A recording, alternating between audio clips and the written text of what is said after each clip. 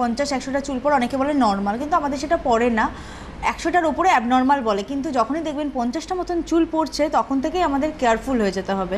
আর দেখতে হবে যতগুলো চুল পড়ছে রিগ্রোথ হচ্ছে কিনা, এটা মেন। কিন্তু যদি চুল পড়তেই থাকে আর রিগ্রোথ না হয়, নতুন বেবি হেয়ার যদি না জন্মায়, তাহলে কিন্তু মাথা ফাঁকা হয়ে যাবে।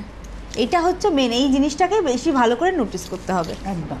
আর আমাদের কেশরাজ অয়েলের ওপরে এক্সট্রা ভার্জিন অবশ্যই ভালো। আমি যেটা বলি আমলা দিয়ে, হর্তুকি দিয়ে, তারপরে হচ্ছে তোমার বয়রা দিয়ে, তারপর কারি পাতা দিয়ে, যেটা একটা হোম রেমেডি বলে দিয়েছি যে এই অয়েলটার বেস অয়েলটা থাকবে একদম পিওর কোকোনাট অয়েল, ওটা বেস্ট, সবসময় ওটা ভালো।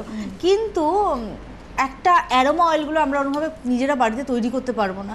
বিভিন্ন মানে টিট্রি গাছ থেকে একটা অ্যারোমা অয়েল নিয়ে আসতে আমরা পারবো না। তুমি আমি পারবো একটা টিট্রি গাছ? আমাদের সম্ভব না, ওটা আমাদের মেশিনগুলোও নেই। আর আমরা অর্গানিকভাবে ওটা কালেক্টও করতে পারবো না। কোনোটা অস্ট্রেলিয়ার একটা আদিবাসী এলাকা থেকে হচ্ছে, কোনোটা ইউরোপ থেকে আসছে, এই আবার কিছু কিছু আমাদের ইন্ডিয়া থেকেও আসছে। সব যে বাইরে থেকে আসছে এরকম না। আমরা শুনছি শুধু রোজমেরি হেয়ার অয়েল, এই রোজমেরি অয়েল এই করছে, এই করছে। রোজমেরি ওয়াটার হওয়ার সম্ভাবনাটা নেই, কারণ ওটা অয়েল বেসে বের হবে। একটা অয়েল বার হয়, সেটা ওয়াটার কিভাবে হয়ে গেল অসম্ভব একটা ব্যাপার।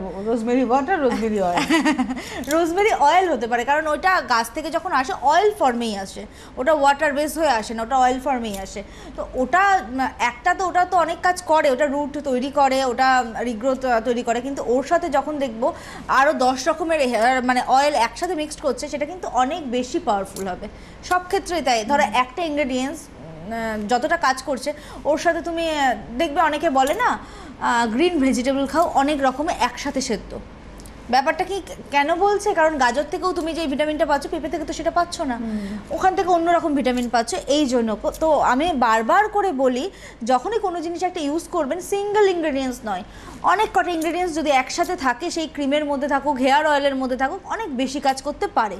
কারণ এক একটা এক এক রকম করবে। যেমন ভ্যানিলা অয়েলটা কী করছে, চুলটাকে না চকচকে করে দিচ্ছে। তারপর টিট্রি অয়েলটা ইনফেকশনগুলো দূর করছে। রোজমেরি অয়েলটা হচ্ছে ফলিকলস তৈরি করছে।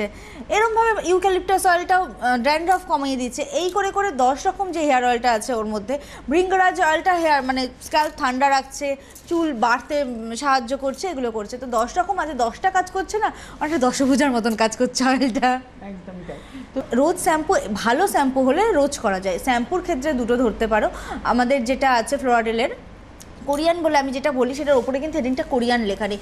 কারণ আমি ওই ইনগ্রেডিয়েন্টসগুলো নিয়ে এত বেশি মানে ছিলাম যে ইনগ্রেডিয়েন্টসগুলো রেড জিনসিং হতে হবে, ছাংপো হতে হবে, এই সমস্ত ইনগ্রেডিয়েন্টস নিয়ে আমার ওটা খেয়ালই ছিল না ওপরে কোরিয়ান প্রফেশনালটা লিখতে হবে।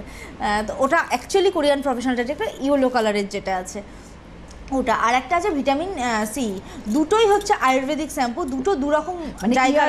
ইয়েলো যেটা রয়েছে সেটা হচ্ছে কোরিয়ান, আর পিঙ্কটা হচ্ছে ভিটামিন সি। Vitamin C. আর গ্রিনটা হচ্ছে কেশরাজ শ্যাম্পু, ওটা হচ্ছে একটুখানি কম রেঞ্জের যারা চাইছেন।